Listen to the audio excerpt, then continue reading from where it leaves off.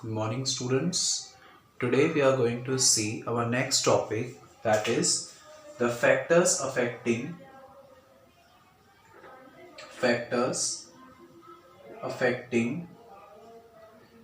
the potential. किसी surface के potential को वो कौन से फैक्टर्स होते हैं जो अफेक्ट करते हैं, that all we are going to see now. Okay, just for revision purpose देख लेते हैं कि what do we mean by potential. Potential का मतलब होता है, सपोज इन्फिनिटी पर कोई चार्ज है, अगर आप उसको इलेक्ट्रिक फील्ड में, किसी चार्ज की इलेक्ट्रिक फील्ड में लाने के लिए जो वर्क डन आपको करना पड़ता है, दैट वर्क अपॉन चार्ज का ratio is called as potential. It is denoted by V, right? This we have seen already. Just for revision purpose एक क्विक हमने देख लिया. So obviously ये जो V है ये कुछ फैक्टर्स पे डिपेंड करता होगा, मतलब किसी भी पॉइंट का जो पोटेंशियल है वो कुछ फैक्टर्स पे डिपेंड करता है. And what are those factors on which the potential of any point depends, that we will see now. Okay, so the first point, जो सबसे पहला फैक्टर है जिस पर ये पोटेंशियल डिपेंड करता है, that is amount of charge. अगर कोई बॉडी है उस पर ज्यादा चार्ज होगा, V is directly proportional to the amount of charge. Okay, मतलब अगर किसी सरफेस पर चार्ज ज्यादा है तो उसका पोटेंशियल ऑब्वियसली कैसा होगा, ज्यादा होगा, और अगर चार्ज कम है तो पोटेंशियल कम होगा. राइट, अगर यहाँ पे ज्यादा नंबर ऑफ चार्जेस हैं तो वो किसी दूसरे पॉजिटिव चार्ज को लाने में ज्यादा फोर्स ऑफ रिपल्शन लगाएंगे, है ना. और जब ज्यादा फोर्स ऑफ रिपल्शन तो उसके लिए आपको ज्यादा वर्क डन करना पड़ेगा, और ऑब्वियसली जब वर्क डन ज्यादा सो पोटेंशियल भी ज्यादा. सो इन दिस केस अगर अमाउंट ऑफ चार्ज ज्यादा होता है तो जो सरफेस का पोटेंशियल है that will be more. Right, जो सेकंड फैक्टर है जिस पर ये पोटेंशियल डिपेंड करता है, the second factor is the area of conductor. Area of conductor, suppose जिस कंडक्टर की हम बात कर रहे हैं ना, जिस सरफेस की हम बात कर रहे हैं, उस सरफेस का एरिया अगर ज्यादा है तो उस सरफेस का पोटेंशियल भी जो होगा वो ज्यादा होगा. सो V is directly proportional to the area of the conductor. Depending upon the dimensions of the conductor, we can say that जो उसका डायमेंशंस है उस डायमेंशन पर डिपेंड करेगा किसी भी सरफेस का potential. Now this V is inversely proportional to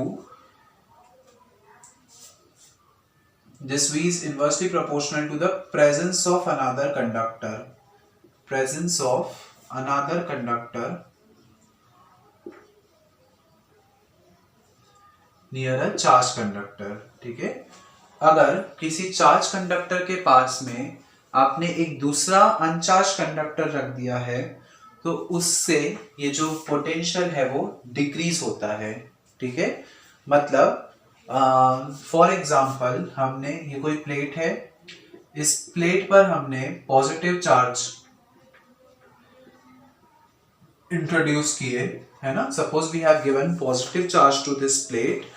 अगर मैं इस प्लेट के पास में एक दूसरी प्लेट रख देता हूं, एक दूसरी अनचार्ज प्लेट रख देता हूं, तो क्या होगा, बाय इंडक्शन इस पर नेगेटिव चार्जेस इंड्यूस हो जाएंगे. राइट, और ये जो नेगेटिव चार्जेस हैं वो इस सरफेस, इस प्लेट के पोटेंशियल को ऑब्वियसली क्या करेंगे, डिक्रीज करेंगे. राइट, तो जब हम किसी चार्ज सरफेस के पास में एक दूसरा कंडक्टर रख देते हैं तो उस दूसरे कंडक्टर के कारण उसका पोटेंशियल जो है वो क्या हो जाता है, डिक्रीज हो जाता है. Right, so we can say that V is inversely proportional to the presence of another conductor in the near the conductor. Now ये जो V है वो inversely proportional होता है अगर हम दो प्लेट्स के बीच में कोई सब्सटेंस फिल कर रहे हैं, उसके substance field in between two plates.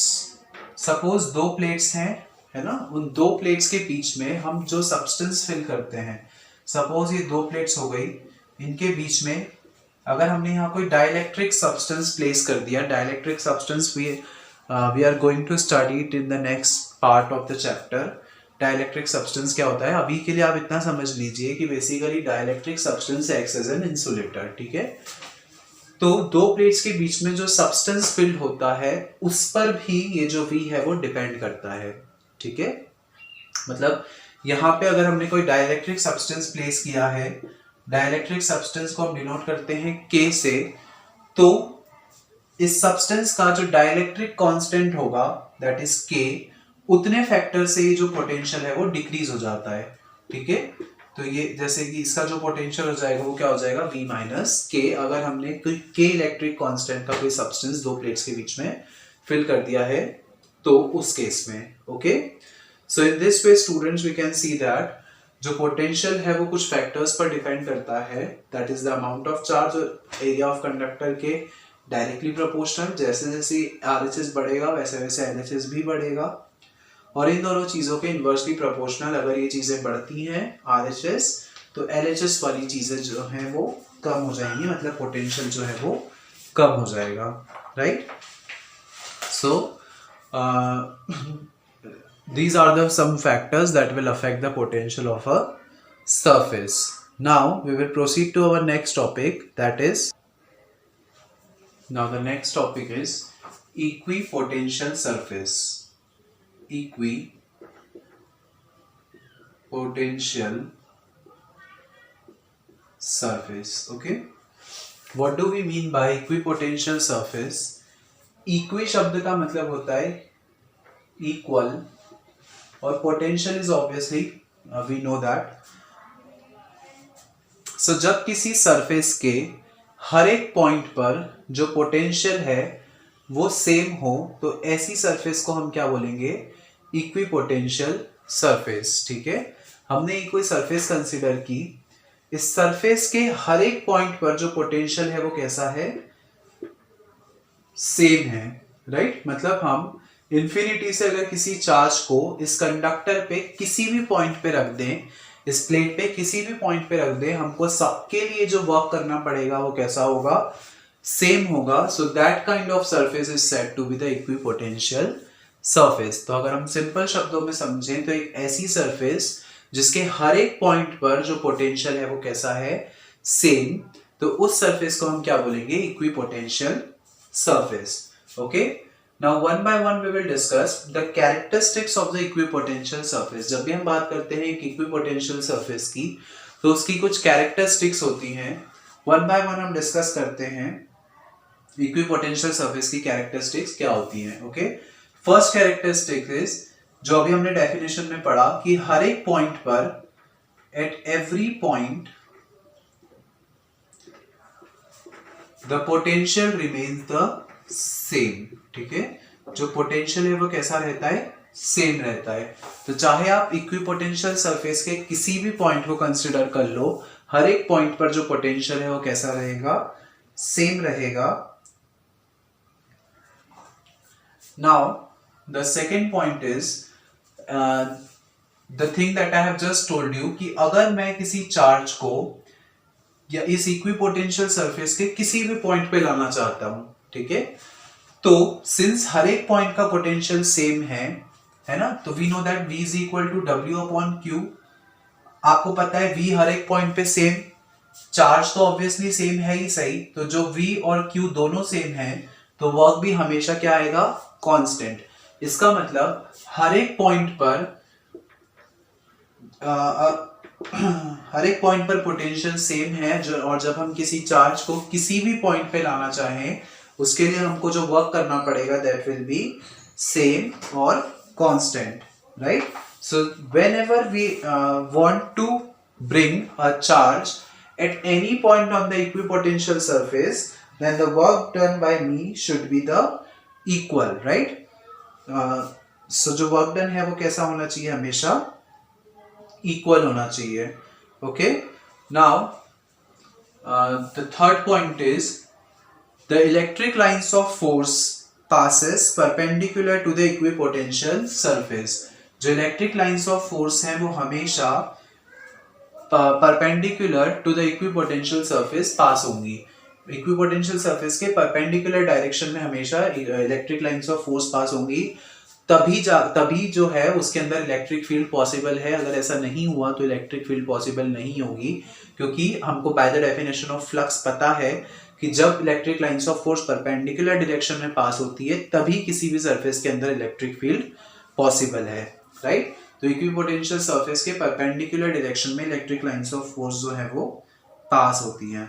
Now two equipotential surfaces can never intersect each other. Okay, दो इक्विपोटेंशियल सरफेस कभी भी एक दूसरे को इंटरसेक्ट नहीं कर सकती हैं. द रीजन इज दैट कि अगर जिस पॉइंट पे वो एक दूसरे को इंटरसेक्ट कर रही हैं उस पॉइंट पर डायरेक्शन ऑफ इलेक्ट्रिक फील्ड जो होगा वो दो पॉसिबिलिटीज हो जाएगी, which is obviously a contradiction, right. एक ही पॉइंट पे दो direction of electric field possible नहीं है, इसलिए दो इक्विपोटेंशियल सरफेसेस एक दूसरे को इंटरसेक्ट नहीं कर सकती हैं, right. Now the surface of any charged conductor is an equipotential surface. ठीक है, मतलब every conductor is an equipotential surface. हर एक चार्ज कंडक्टर जो है वो इक्विपोटेंशियल सरफेस होगा. मतलब जितने भी कंडक्टर्स होते हैं वो सब इक्विपोटेंशियल सरफेस होते हैं. ऐसा क्यों? We will see that. Suppose ये कोई चार्ज कंडक्टर है ना, हमने मान लिया कि ये इक्विपोटेंशियल नहीं है और इसके कुछ पॉइंट पर जो पोटेंशियल है वो ज्यादा है और कुछ पॉइंट्स पर जो पोटेंशियल है वो कम है. ठीक है, हमने मान लिया just by taking a contradiction कि अगर ऐसा पॉसिबल है कि कुछ पॉइंट पर चार्ज ज्यादा और कुछ पॉइंट पर चार्ज कम, तो आपको पता है कि जब भी ऐसा होता है तो हमेशा चार्जेस जो हैं वो हाई पोटेंशियल से लो पोटेंशियल की तरफ फ्लो करते हैं. और कब तक करते हैं? जब तक इस पूरी सरफेस का पोटेंशियल सेम नहीं हो जाता, राइट. तो अगर ऐसा है तो क्या होगा, हाई पोटेंशियल से लो पोटेंशियल की तरफ चार्जेस फ्लो करेंगे और सारे पॉइंट पर जो पोटेंशियल है वो कैसा हो जाएगा, इक्वल हो जाएगा आफ्टर सम टाइम. इसलिए हर एक चार्ज कंडक्टर जो होता है वो कैसा होता है, इक्विपोटेंशियल सरफेस होता है. इसका मतलब हर एक पॉइंट पर जो पोटेंशियल है वो कैसा होता है, same, because of the redistribution of charges. Okay, so in this way we can see the equipotential surfaces and the characteristics of the equipotential surfaces. Okay, now there is one more thing that we have to keep in mind, students. Whenever we are talking about the equipotential surface, so the work done to bring a charge at one point to another is zero, है ना. क्यों zero? क्योंकि हमने मान लिया ये एक point जिसका पोटेंशियल A और ये एक दूसरा पॉइंट जिसका पोटेंशियल B, राइट. सो हमको पता है the potential difference is equal to VA minus VB is equal to W upon Q.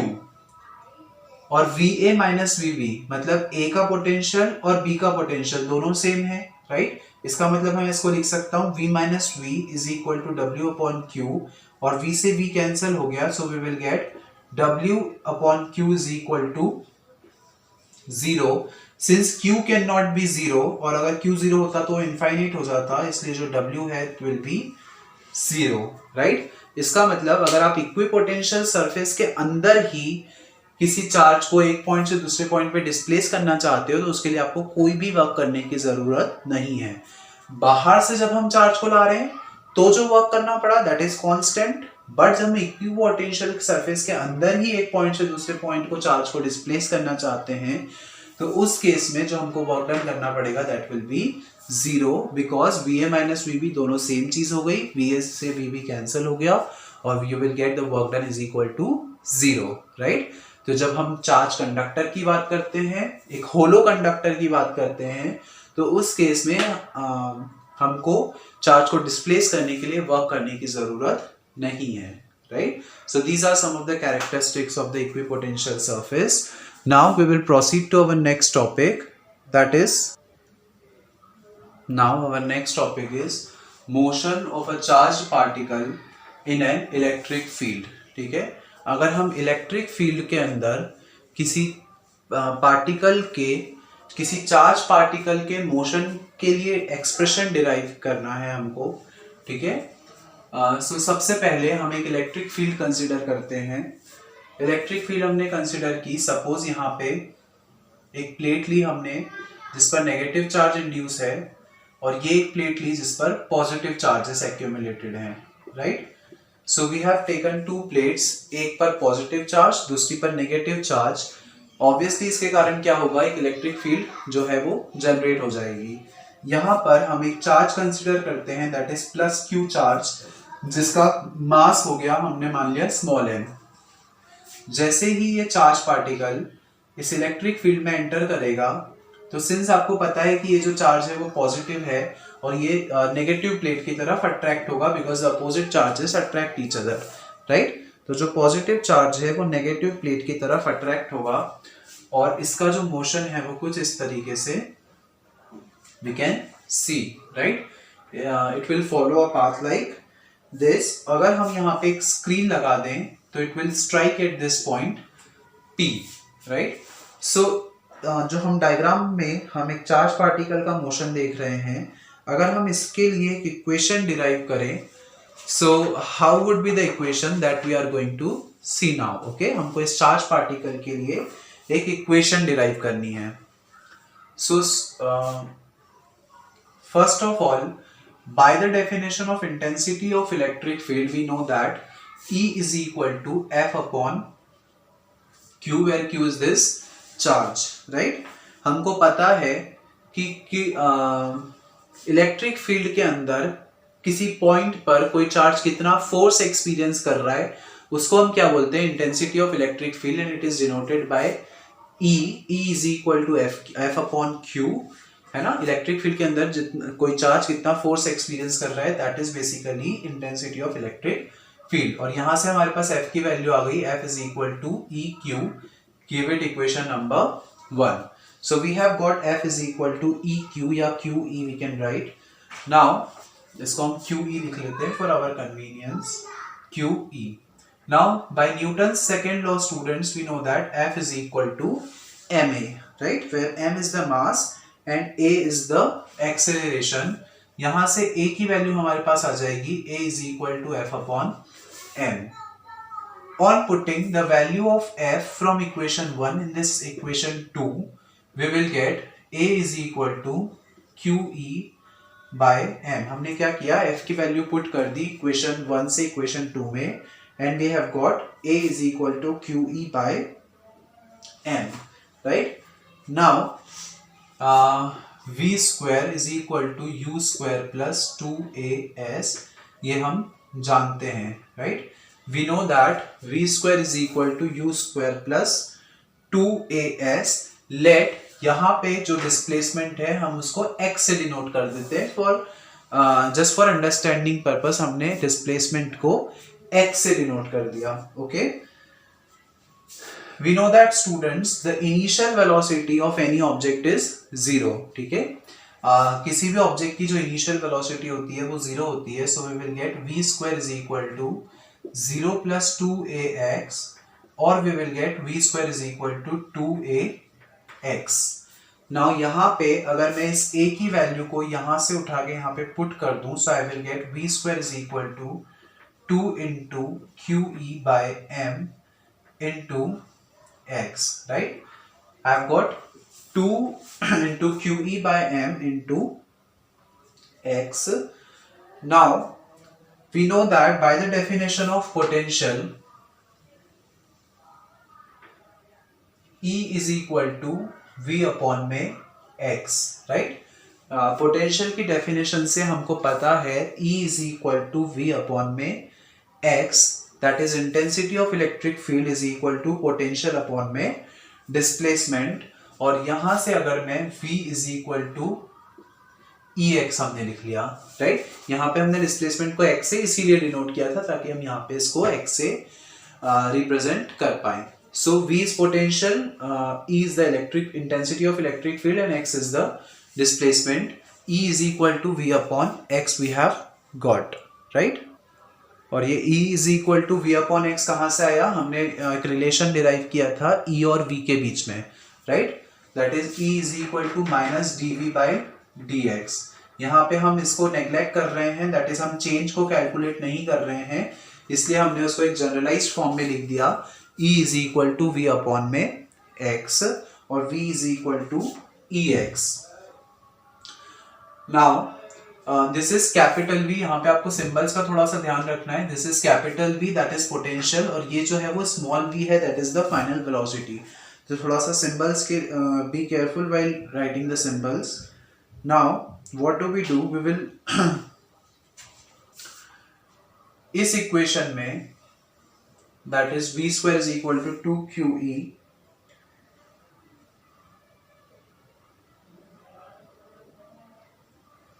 Ex की value, this Ex is equal to capital V। तो अब हम इस Ex की वैल्यू इस इक्वेशन में पुट कर देते हैं। So we will get v square is equal to 2 into Q upon m, और इस Ex की जगह पे हम लिख देते हैं कैपिटल V, राइट। सो हमने कुछ नहीं किया, इस Ex की जगह पे कैपिटल V जो वैल्यू हमने यहाँ से डिराइव की थी उसको इस इक्वेशन में यहाँ पे पुट कर दिया, तो Ex की जगह पे हो जाएगा ये कैपिटल V, राइट।